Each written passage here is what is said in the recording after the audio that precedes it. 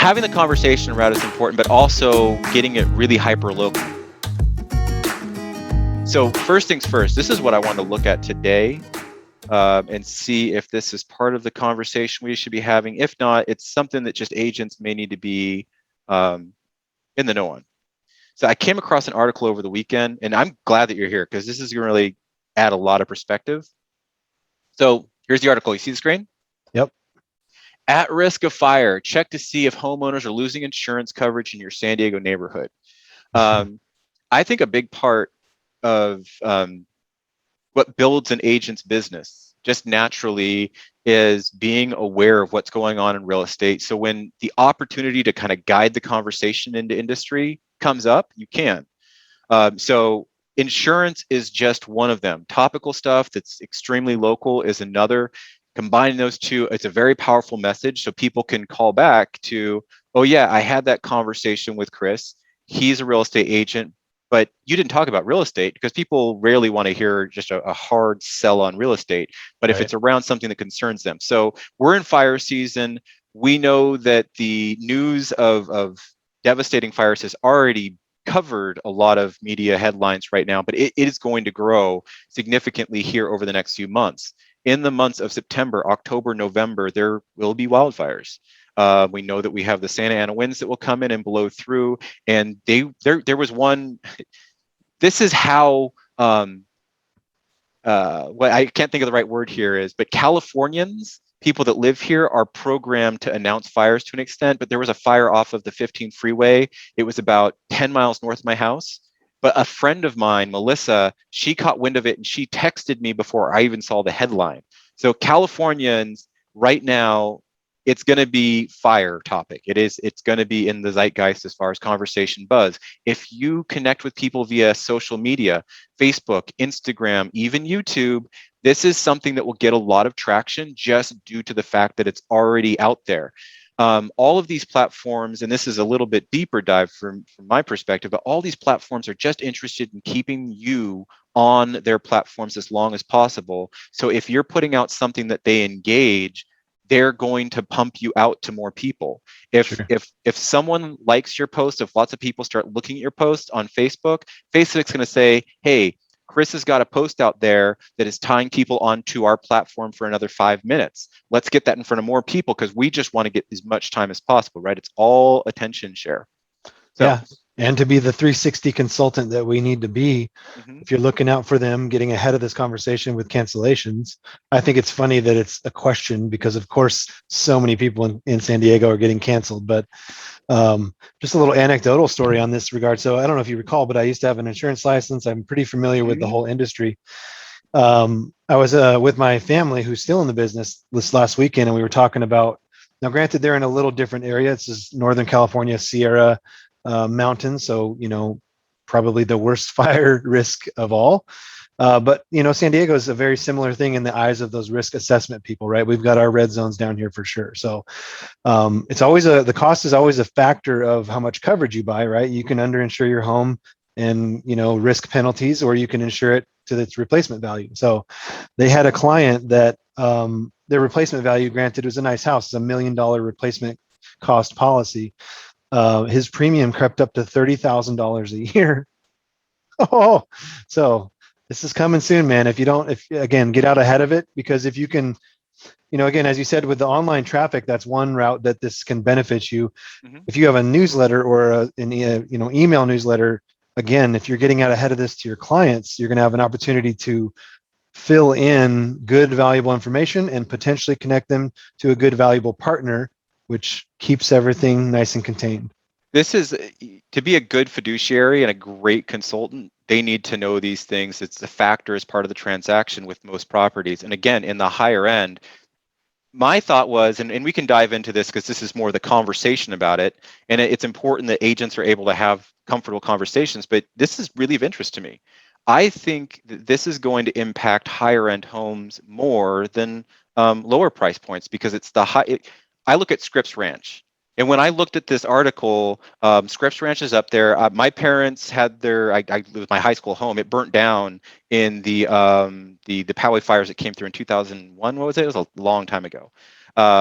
So they've had fire insurance on the mine, members of the local fire safety board.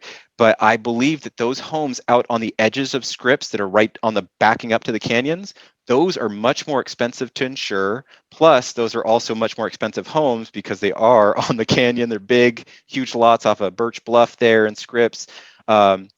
I Yep. believe those homes are going to be in a situation where you're going to be taking, you might want to take that into account with my parents, even saying, hey guys, I don't know if you're planning on staying in this house for another 10 years or not, but it might be a heck of a lot easier to sell it now when it's still insurable than trying to do that in 10 years when it's not, because the fire hazard Yeah. does not show any signs of weakening in the near future. And really, I'm wondering what are the alternatives? Because there is going to be a point where people are going to say, um, I can't afford to insure this home, but I still want it, and I'm willing to take the risk. And there's plenty of people out there that will do it. But Yeah, but there's could you imagine if they're having to calculate a $20,000 a year? Let's say it's more reasonable, $15,000 a year premium every it's a year, it's 1,000 more a month plus, dude. and It's it's gonna hit completely prices, out of their control. That's right? the other thing that's scary. You think rent control is a big issue when you're thinking about an investment as a landlord, and how that impacts your cash flow. When you think about real estate as an investment where insurance companies can tag on, hey, last year it was 30, but every other neighbor on this house burnt down. Now it's So, yep, 70. yep. So the It's tough, article man. goes on. There's nothing we can do about it as consumers. The insurance board and insurance companies, though they are meant to, the commissioners meant to check that whole system. I can tell you, just again from insider experience, if you see the books of an insurance company, they make a ton of money, a ton of money, but they do the game where their expenses rise to meet it. So they pay their staff and executives more and more and more, and so they look like on paper, oh, we're not making very much money. So I don't know. I would hope that that comes to a head where there's a little bit more accountability, because ultimately these people are in the business to insure homes and hedge our risk as the people participating in that pool. And to hear more and more of them crying about it's too much exposure, and we know their executives are making incredible amounts. Now, I know in the philosophical sense, you can't adjust payroll to have a measurable impact on the premium a person pays, but that could be one thing that if it reaches a head where there's every other house is $15,000 to insure in San Diego, I think the mob would eventually start taking up the pitchforks. Yes. So um, having the conversation around it's important, but also getting it really hyper local. So I want to touch back on the article. I copied it and shared it in the link in Facebook. So we're looking at the screen here. Do you see the article again? Yep. So it largely just goes on to talk on a lot of the things that we already mentioned. But what I did like is they have this little graphic where you can start seeing this is the number one, and you can see a pattern here, right? The ones on the outskirts of the county, the more remote areas, have the most increase in dropped policies. Right here, you can actually download their data set. And I've already pulled that up, and then I kind of cleaned it up a little bit so it's easier to read. But right now, what we're seeing is between 20 and 15, the percentage of policies dropped. In Guate, which is a part of town that I'm not familiar with at all. Me either. That's far east, right? Far southeast. So 42% have dropped. So that means 42% equates to 914 homes. So this Jeez. area, we know that there's just about 2,000 homes in that zip code, and nearly half of them have been dropped in the past 5 years. So again, if you're not working in 91931, may not be a big issue to you. So my mind, again, you get personal and relevant, and this is the way the consumer is probably thinking as well, is if they see their zip code like 92026, that is my zip code, and seeing that it's been an 8% increase, that's of interest to me. It's quadrupled, Now, right? yeah, Yeah. now, what I'm looking at is I know my zip code pretty well, and I know the homes that are actually in this area. And it's the ones that are up, again, nobody needs to know, but off of Conway Street, and there's these areas called the K Streets, beautiful homes. Personally, I moved into the suburb just off the side of this one, the much lower price point homes. These ones are about 3 times that in about the 1.8 million now. Um, I've looked at those homes and listed after them. I would love to move about a mile north into these areas. But now I'm having a different consideration about it because of this factor. So it does impact buying. But at the same time, I think it's more important to talk to your sellers, and it gives you an opportunity to at least develop a relationship, whether you're helpful or not. But you can reach out to those people. This could be a door knock, a door drop, a phone call style campaign if they're not on the do not call list, where you can reach out to them directly and say, hey, homeowners in 92026 Escondido's northern corridor have been losing insurance due to the increased fire risk. If you have any concerns about this or you've been impacted about this, let me know. I'd love to have a conversation with you on some options that you might have and even connect you with an insurer that you can move forward with in confidence. The article does go back and cites, you still see the screen here. They have a insurance. Now, I haven't vetted this tool, so I don't know if this is just a lead gen tool, but it does says it's a California department, although, and it is a ca.gov. Huh. We Yeah. can try and use this right now, but if I go into 92026, check if you would like to narrow your search to insurance companies that may write in higher fire risk areas, sure. And list insurance companies, or you can go with brokers. You're going to want to, I think, for this conversation, see insurance companies. I think you're right. Yeah, and to like not get in the weeds on explaining this, but I like details. Is like if you go into a neighborhood, I saw PQ had a fourfold increase as well. They're 8% getting non-renewed or something like that. Mm-hmm. And again, keep context of what is it getting non-renewed to? What's that premium going up to? I'm telling you, $1,000 a month is going to become sadly pretty normal. And if you talk about that value in a purchasing power, that's $200,000 of purchasing power that you're going to have to negotiate into a sale. So that's significant, man. Well, I think it's going to impact the value of the house. Yeah, 200K per $1,000 a month of an unavoidable expense. Mm-hmm. So I think that's just an interesting topic. I think it's something that if you work in one of those areas, you can pull that up and look through it. I can share a screen one more time real quick because I'm curious. Seeing these non-renewal rates, it's pretty Pretty impressive. crazy, huh? Yeah, all I'm the just super rural are just off the charts. But even Scripps Ranch though, like that's a big change, man. 10% almost. so that was the first thing I wanted to check out. The other part that I was going to jump into, if we just want to take a quick look, where is that PDF? I think I already closed it. You're going to have to bear with me for just a moment.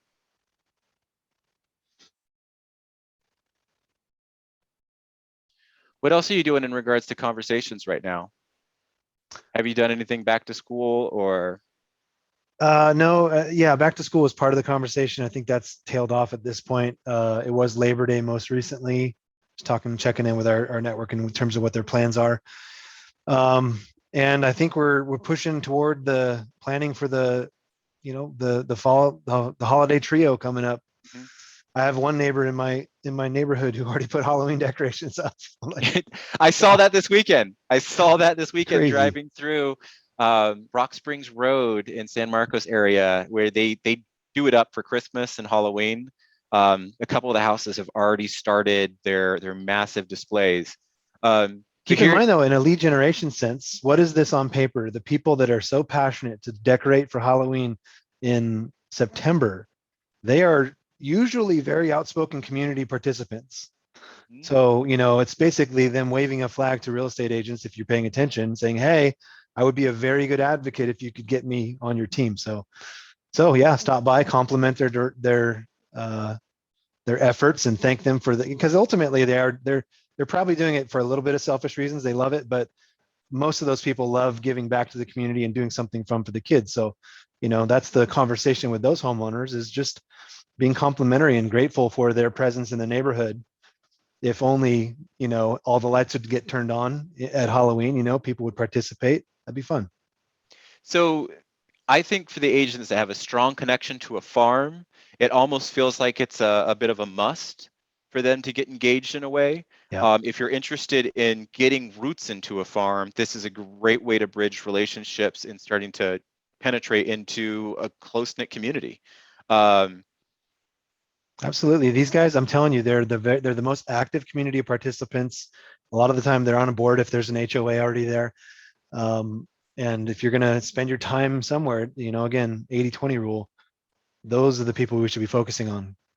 My whole Buffini taught referral marketing system, advocates, outspoken, no fear type people are the best ones to speak up for you. So Yeah. yeah, maybe just stop by offering to help, because a lot of the time I had a client that had one of the biggest private haunted houses in Rancho Bernardo for a long time. And they actually took it as a community service event. They would promote it and all that kind of stuff. So I could help them potentially promote it, value add for those clients. So do you have any strong opinions on partnering with title? I know several title companies have put out like um, marketing. Sometimes they do lists of specific routes to go to see haunted houses or specifically for trick or treating. Also, like a safety tips and guideline for trick or treating. How do you feel about that? Partnering with title is a very sticky regulatory topic, and I haven't found much value post regulation, post Dodd-Frank. I haven't found much value in that title relationship as far as end user services. They do help with certain, research projects and stuff like that, getting them queued up. But mortgage, co-branding in the mortgage world, I think is a little bit more palatable and common because they're not, as strictly regulated as title. Mortgage insurance, I don't know, I forget the other ones, but it's a great idea. It cuts your budget in half if you find a good co-branding partner that will, follow compliance, but also let you kind of steer the message, or maybe they have resources to help with that marketing design Mhm. type thing. So I just think it's something that you could do if you're interested in putting together a little bit more hyper-focused local piece, is just something out to the neighborhood to encourage safe trick-or-treating or homes that will be definitely giving out candy. Right. That was a big question last year, to be honest, is like, even if you Right. were going to go about it in a manner where you're taking precautions, um, how do you even know about it? I had two neighbors on my street last year where they built candy luges where Yeah. Yeah. it Yeah. Yeah. managed 6 foot distance, and the candy, like they were even comical about it. They built it in their Halloween costumes. That one neighbor he was dressed as a chef, and he would use tongs to pick up candy bags out of a bowl and drop them in the luge, and it would come down. Nice. Um, Marketing that sort of stuff though, because not many people came because nobody knew, Yeah. and it's a really easy way to kind of tag on to almost like a client event if you're willing to go that far, or if you have the opportunity, somebody in your neighborhood that will do that with you. Yeah, and I would say So. this, the results are always secondary to that effort, right? So the important thing is aligning with that community partner, your neighbor, maybe it's your prospect, but even if you don't really know them, align with them. They'll see that you're putting the effort to help them, whatever their cause is. And that's the stuff that solidifies loyalty right there. Whether you get people coming to the actual event, I'm telling you, that's all secondary. Now, obviously, do your job and try and promote it. You don't want to look like you didn't help, Mhm. but I'm telling you, the effort of helping people is almost as good as actually helping people.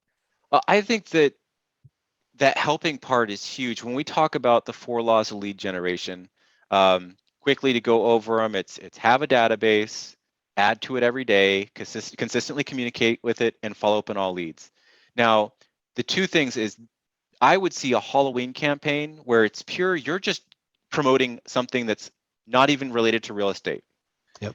You're just getting out there, you're getting connected to people, they're getting a little name recognition and maybe a little branding around real estate. Now, the key thing about the 4 laws of lead generation that agents consistently fall behind on or find it as their biggest lost opportunity is the follow up.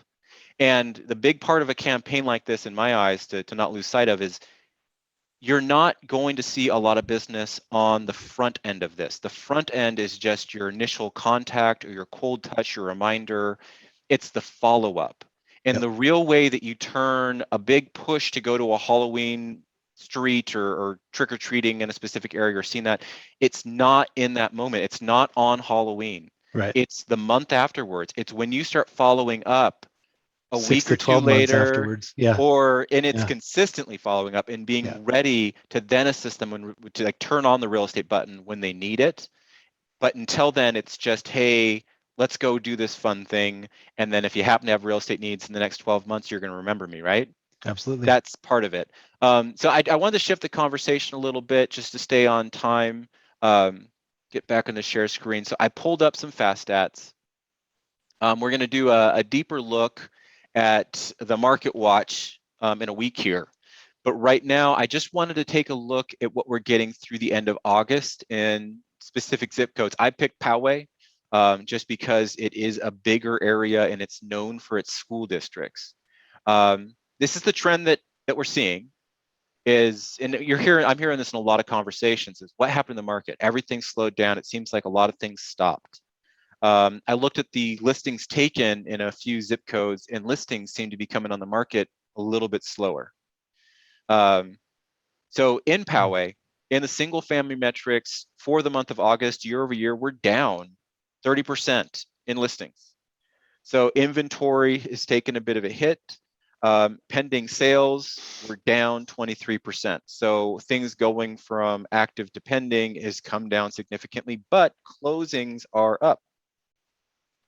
So I really see that as interesting. I don't want to expand too much because when you look at the year to date, we're still significantly ahead. We're still recovering. And these are both COVID years now, right? Because COVID-19 was 2019. I really have to stop and remember myself. A year ago, we were still in the same state. It's the old normal is the current normal. Yeah. It's the old new normal, right? So I still think that there's a tremendous amount of demand. And I believe that last year at this time, nobody knew what school was going to do.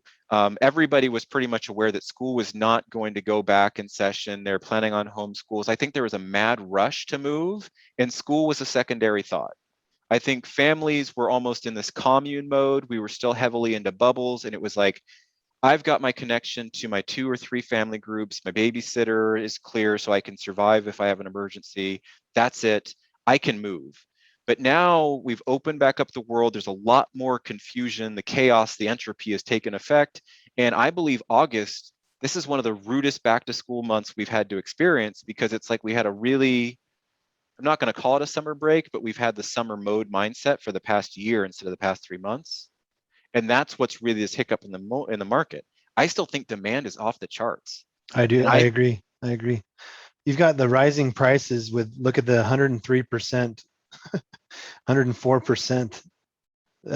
To me, that says we're still squeezing the juice out of this market. Exactly. So you got to it faster than I did. I still see all the demand. I really think what is happening with the real estate market in most zip codes right now is the usual summer trend, and it's only kind of amplified due to a little bit of, we actually are going back to school. I think there was a lot of uncertainty about that. My kids started, their first day back was yesterday. And we were supposed to meet at 9 a.m. this morning. I sent you a text. I was running late because I got stuck in the school drop-off line. Oh, that's so awful. I think everybody is in that same boat. So I really feel that that's the market's at. I think it's largely around just re-engaging and coming out of the summer. I believe that we're going to settle in over the month of September, and we're going to be at a really interesting October. I'm watching the numbers. I would love to see the activity spike back up. I don't know if we're going to have too much politicized distraction with California's recall.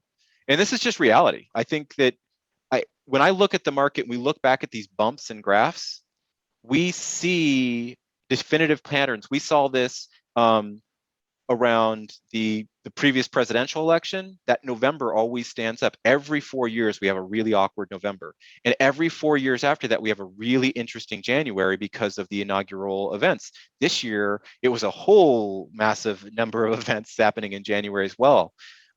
So this isolated to California, is it going to have that same fervor? And I will say it, if the recall passes, I believe that will actually have an impact on the market. If the recall does not, I don't think it's going to be noticed. I think people will forget about it like the regular news cycle. And this is very speculative. But again, I find that being able to have somewhat of a stance and conversate on these things is what draws people into. Yeah, I don't know, man. Super majority here is so strong. that I think sure a recall and appointment of a Republican might slightly slow the direction, but I don't think it's going to have much of a substantial shift.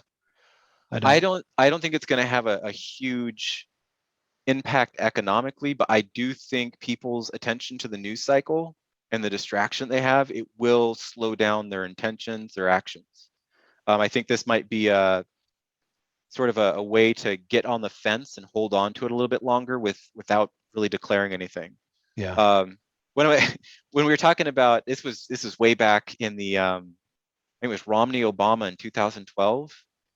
I was having a conversation when it was a team meeting, and Brad Seaman stood up and he said, "Look, all that these people are going to do, all your clients right now that are on the fence, they're going to wait a couple months and do exactly what they were saying they're going to do. This is just going to be a hiatus." And we kind of held him to that. And he was proven right. We found in all these cases, we were documenting it. You have a client that says they're not going to do this now based on it if it goes this way. And it never impacted their ultimate decision. It never changed. Right. They say it will, and they'll do that for a while. And they may think it. It's just the way people, we think a lot. So don't take your foot off the gas, right? Yeah, don't take your foot off the gas. Don't let the distractions happen, and that's what's happening right now in the slowing. I think it's consumer mindset, not actual reality. Also, any agents listening, dude, shake the pandemic off. Like, I can't tell you how many people, and I'm not making a health statement at all, but get yourself into production, get yourself out of your house is probably the best thing I can tell you. There's too many people still blaming stuff on the pandemic when, boy, as you know, people have been crushing this market. Real estate agents have been doing the best years ever. So I've seen, this is I refer to it as the Jesse Owens effect. A lot of the newer agents that didn't have sort of a precedent set in the way that they lead gen, they've made such massive strides, and they've made massive gains in introductions to into the industry. This is but that's the story that I really think is true. A lot of agents that I hear from that are very successful entered in a very rough time.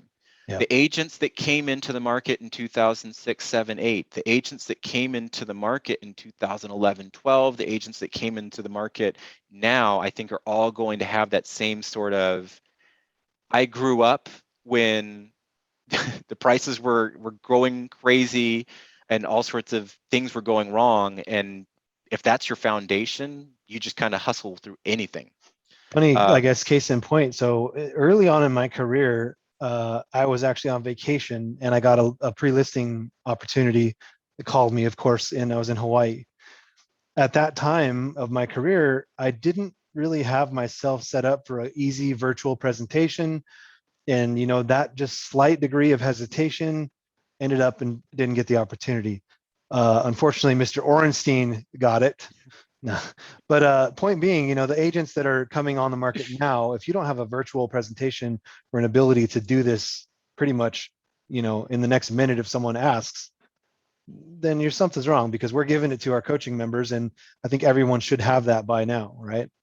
So you're gonna be better off. The agents that aren't in coaching, if you're finding that you're in the mindset where a client asks you for a digital presentation, they're looking for you to deliver something in a new way, and you're holding on to, but I've already invested so much time in this, you've got to realize that pot commitment is a fallacy that's going to lead you astray. And that's why you need, if you're stuck on that, if you feel like that's been the hindrance of your business for the past 12 months, I implore you, talk to Chris, because you need someone to kind of, it's real estate therapy. You need someone to help you stop staring at that closed door and look at the open window. Because the opportunity is there. It's just slight tweaks and helping adapt to that change and building the new habits. Yeah, and statistically, not to bag on you, person who Will just spoke to, but your problem probably isn't that. It's just that you're not prospecting enough. So call me either way. I'll help you. Yeah, that's true. Again, a shameless plug for coaching. You've been working with agents in our office of all production levels. This isn't just new agents. Obviously, a lot of the newer agents are more open to it, and they want the guide through it. So it's predominantly there, but I know you're working with 4 or 5 agents, 2 of which are in the capping status. And what you're working on is it's really mindset, and it's Yeah. really that accountability to just do that +1 to their business that makes all the difference.